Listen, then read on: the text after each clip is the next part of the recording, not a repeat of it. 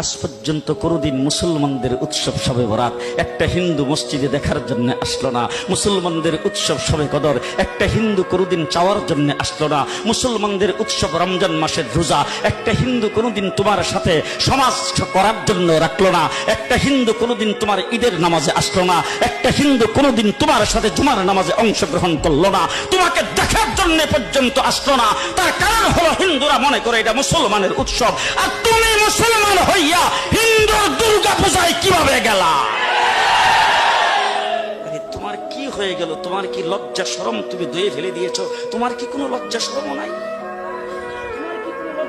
নাই? আবার কি সুন্দর বলতেছ, ধর্ম যার যার উৎসব সবাই।